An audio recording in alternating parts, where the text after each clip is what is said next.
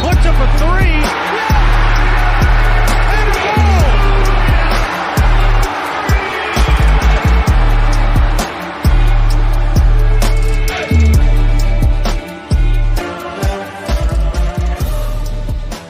Bearcat Blitz closing out the week strong here on the Believe Network. We are presented by Bet Online.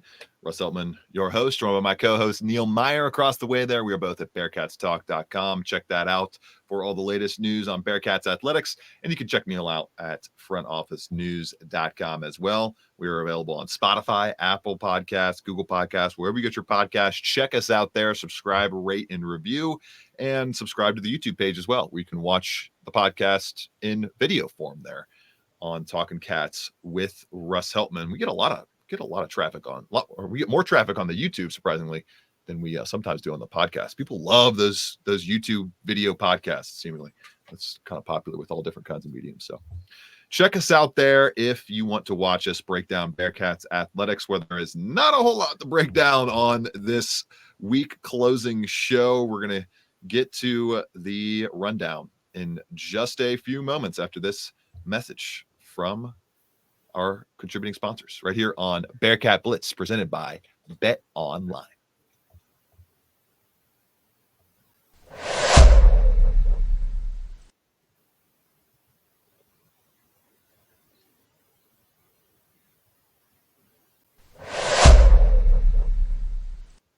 One more sponsor to note before we get to the show, and that is our presenting sponsor. Bet Online is your number one source for the NBA Finals and Stanley Cup Finals this season, as the Florida Panthers and Edmonton Oilers still in action, but the NBA Finals seemingly wrapped up with Boston going up 3-0 over the Dallas Mavericks. Dominant showing from the most dominant team in the NBA this season. When that game's over or the NHL's over, head on over to our online casino and get in on a game of blackjack or poker or unwind with one of our over 150 slots games. Head to the website today to get in on the action or use promo code BELIEVE for your 50% welcome bonus on that first deposit. Once again, that's BELIEVE, BLEAV. Bet Online, the game starts here. And Neil, we had a couple of Bearcats start a game on the Diamonds on Wednesday night, as Jillian Hayes and Luke Kandra were the premier kind of featured Bearcats for the Cincy Reigns event. They had a couple sections of tickets that were reportedly sold out, so that's great to see. It was a sellout game overall. It was one of the largest non-opening day crowds for a game in a long time. In history, it was the biggest one in history. There you go. Yep, the biggest one in history. The reasoning being, A, Ellie De La Cruz bobblehead night. That's going to get the people out any time for sure. And B, Cleveland Guardians in town as well. So you get the Cleveland fans mixed in also. It's a great amalgamation and a great scheduling ploy, Neil, by the Cincy Reigns administrators, powers that be, to make sure this was the game where they got some proceeds from their ticket allotment. Choose another game, Neil, and you might not be getting nearly as much money going to Cincy Reigns, and you don't have nearly as many people getting to see Luke Kandra, all Big 12 type talent returning this season. Jillian Hayes, another all Big 12 type talent on the basketball floor, returning this season as well. They get to see those two veterans on display on the diamond. They throw out the first pitch. Overall, Neil, just a great night for Cincinnati pro sports and Cincinnati collegiate sports mixed into one. Yeah, as you mentioned, Russ, I think it couldn't have been a better night for the Cincy Reigns and Reds event. Obviously, it's impossible, right? If it's sold out, you can't get much better than that. It was 42,000 and some change, so a huge crowd on hand at Great American Ballpark on Wednesday night. But, Russ, we got to give a round of applause to Brian Fox and the Cincy Reigns crew right now, because that was a significantly planned event. And to hear that there was multiple sections sold out, and they sold out of all their ticket allotment, we still don't know the exact number of what those tickets were or what the proceeds were, but that's a substantial display of what Cincinnati Bearcats fans are all about. And what better night to do it than on Nelly De La Cruz bobblehead night, as we talk about. And Russ, let's talk about it. Perfect weather. Everything went as planned on Wednesday night, but a huge shout out to Jillian Hayes and Luke Kandra for having the opportunity to throw out their first pitch. Obviously, both are Cincinnati natives, so pretty cool experience for them on the baseball diamond here in their hometown. So obviously they grew up here in Cincinnati, grew up going to Reds games, now get the opportunity to throw out the first pitch on a pretty significant day at Great American Ballpark. So overall, it was a big night for Cincy Reigns and for professional sports fans here in the Cincinnati area as well. 4-2 win. So they get the win as well. The Reds do. They're 8-2 in their past 10. They're heating up. They're sticking right in the thick of the playoff race and giving sports fans are sitting pretty right now in the city of Cincinnati. The Reds are in the playoff race. FC Cincinnati, second in the entire MLS. Once again, they're one of the top 3 teams in the MLS after winning the Supporters Shield last year. Cincinnati Bengals going on summer break, getting ready for a highly anticipated training camp coming up at the end of next month. And of course, Bearcats football Camp Higher Ground just a few weeks away. A little more than a few weeks. Got a little less than 2 months, but we're getting there slowly but surely. It's going to be a lot of fun this summer to see how everybody just shapes out, and especially those Reds and just the way they brought together, the way the Reds are so open and just kind of committed to partnering with other outside organizations in the community to bring together cool moments like this is really awesome. They've always been able to do that really well. The Reds in the community have always mixed really, really well compared to some of the other franchise entities in the city. So that was really awesome to see. And overall, just a great night for Cincinnati Athletics to get featured like that and get all those tickets sold in the meantime as well. Real quick, Neil, one more news item that we got to get to here. We have the Kelsey brothers. They have made their first big joint investment together as a brotherly family duo here. ESPN's Adam Schefter reports they are now Garage Beer's biggest investor, which that's notable not only for the Kelsey side of things with whenever they make big waves news-wise. We got to bring it up here on Bearcat Blitz with them being the 2 most famous alums of the school athletic-wise. But on top of that, Neil, Garage Beer, another local brand that they're tying themselves in with, another way they've tied themselves into the community. Of course, Garage Beer is a spinoff of the Braxton Brewing light beer that was highly popular. They decided to spin it off into its own company, and they now have that classic flavor and the lime flavor. But overall, cool to see the Kelseys just furthering their relationship together, furthering their relationship with Cincinnati area and a community business in the area. Yeah, absolutely, Russ. And for everyone who has followed Cincinnati Athletics, obviously the first partnership with Cincinnati Athletics came with Ryan Geist for the Cincy Light, but now to see Travis Kelce and Jason Kelce, probably two of the greatest athletes to ever walk through the University of Cincinnati. Now, like Sandy Koufax, Oscar Robertson, and those 2 guys are probably on the Mount Rushmore as we sit today. Right. So you now have the opportunity to enrich yourself back into a Cincinnati, tri-state, Northern Kentucky kind of culture there and invest in a brand with Garage Beer and the Braxton Brewing Company. I thought that was fantastic, Russ. If you ask me, I mean, you see what Travis Kelce and Jason Kelce do here for the University of Cincinnati. Now they're giving back to the Northern Kentucky brands in Garage Beer and Braxton. But for people who go out, Russ, a lot of people who go out in downtown Cincinnati, go out in Covington, go out where Braxton is nearby. There's also Braxton downtown Cincinnati. So I was just at the rooftop this past weekend with my celebrating my buddy's girlfriend's birthday. So there you go.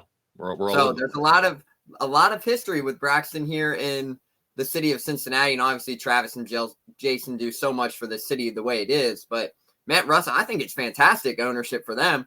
I mean, what they're doing right now with their podcast and all these other sponsorships and deals that they have come about right now. Now you get a little partnership with Garage Beer. I mean, I don't know if we're going to see Jason Kelce pounding some Garage Beers at a playoff game this year, Russ, but it would be a fantastic sight to see again. It would honestly be. I'd be surprised if we don't see him with some Garage Beers at one of these games, at least in the tailgate parking lot. I don't know if they're got the tailgate parking lot, especially right. You don't have to worry about the partnerships and the sponsorship deals for the beer companies with the NFL and the tailgate parking lot. You don't have to worry about that there. But yeah, it's cool to see. And on top of that, speaking of the podcast, Travis Kelce noted that after his playing career, he does want to get into the media, does want to get into doing doing color commentary and stuff like that. So Neil, we're going to have Travis Kelce in our lives for, it looks like probably decades to come, if not at least the next 4 or 5 years on the gridiron with him playing. So News and notes in Bearcats land. We'll get to the football side of things. Simeon Coleman getting some love from 24/7 Sports and noting him as an impact potential freshman this coming season. And then another official visit weekend on deck. We'll get to some weekend notes, see what we have in store there with the visitors coming to town right here on Bearcat Blitz, presented by Bet Online.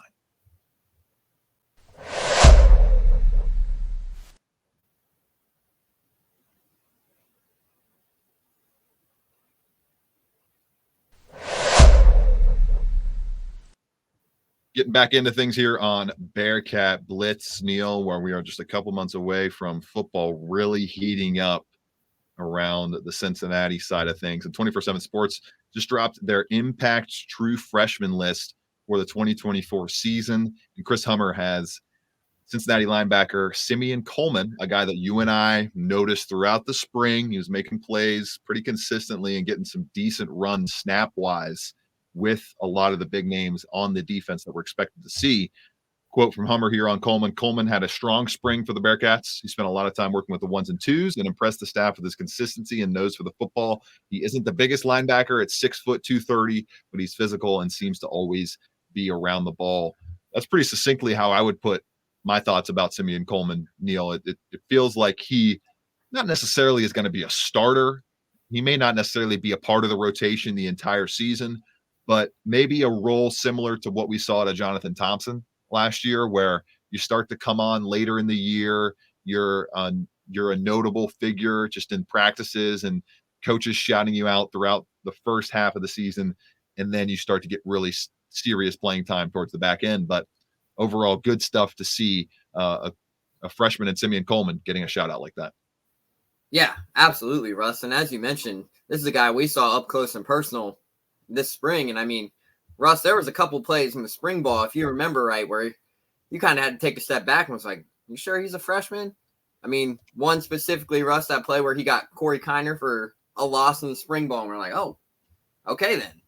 There's Simeon Coleman. But everybody who watches the tape on him, Russ, I mean, it's easy to see why Chris Hummer of 247 Sports was giving him such high praise, because he physically and literally is always around the football. If you watch the tape, a hard-hitting, very physical linebacker who is always around the ball. He has a consistency, as Chris put it, that he is living around the football. High IQ player, very smart for just a guy who's coming into being a true freshman. Russ, as you mentioned, it's going to be interesting to see if he gets into a role like Jonathan Thompson did last season. But Russ, we've seen the tapes. There's been sometimes where you've seen those clips where Simeon Coleman gets to the backfield, just go down. Just go down, because he's coming through.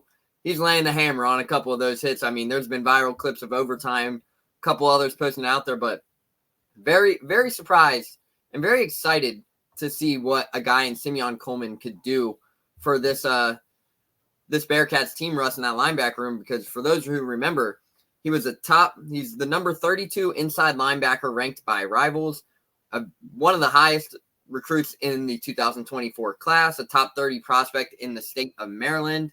But he had several offers from Tennessee, Auburn, Florida State, Maryland, Ole Miss, and Michigan State before deciding to come to Cincinnati and play for Scott Satterfield and the Bearcats. So overall, he had a lot of suitors out there after him, but elects to come to Cincinnati, and it's already gaining that national praise across many 247 stories. So it's going to be interesting to see his role this season, Russ.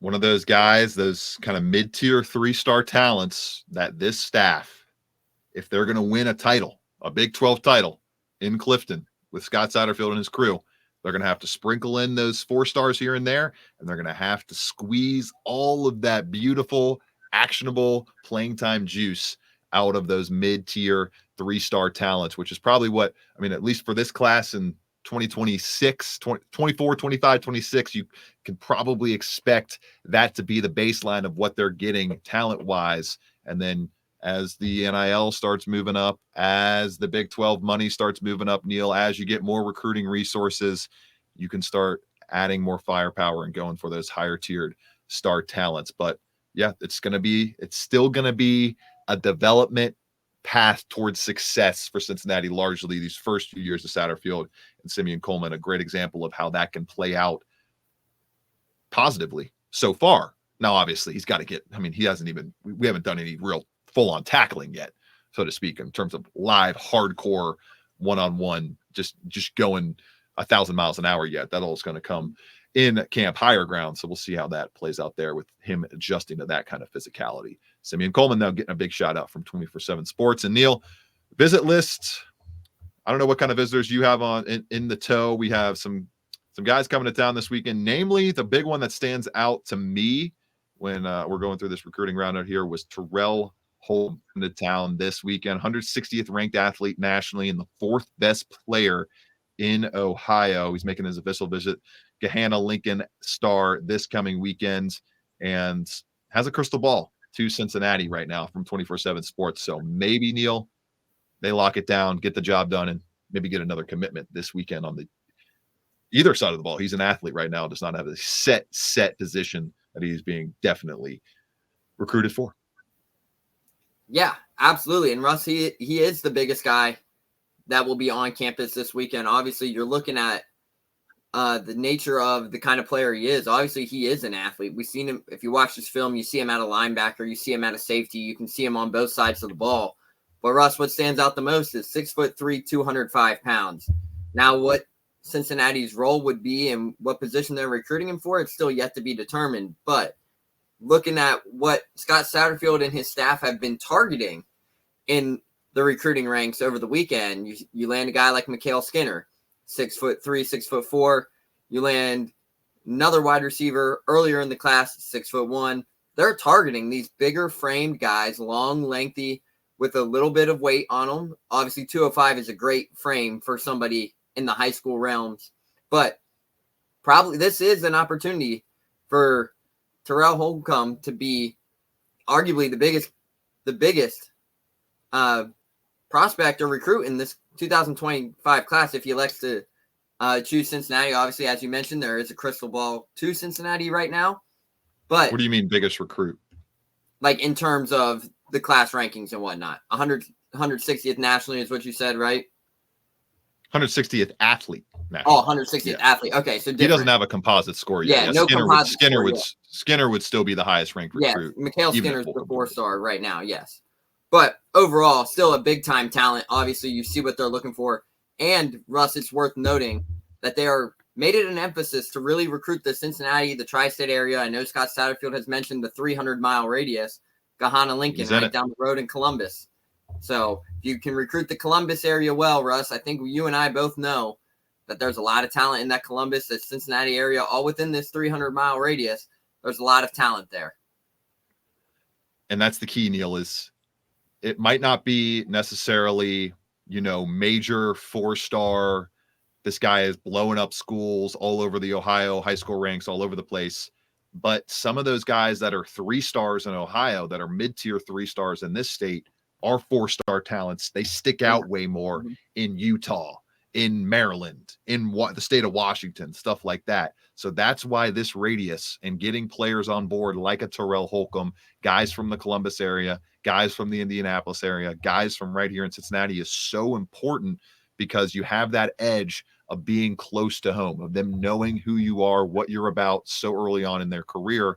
You can really start to kind of mine some deeper gems, some deeper cuts from that area than you would be able to going after a 4-star talent, a major talent in the state of Washington or the state of Texas or some place where they don't really know what you're about at all, being 300 plus miles away outside of that 300-mile radius. So big weekend for Cincinnati football. We'll see if they land another commitment and make it They're up to 13 on the board right now, Neil. 12 hard commits with Mikhail Skinner headlining the group after he committed on June 9th. Going to be a fun one. We'll see what they mine out of it after getting this weekend wrapped up. We'll see what happens. For Neil Meyer, I am Russ Eltman. This has been Bearcat Blitz, presented by Bet Online, right here on the Believe Network.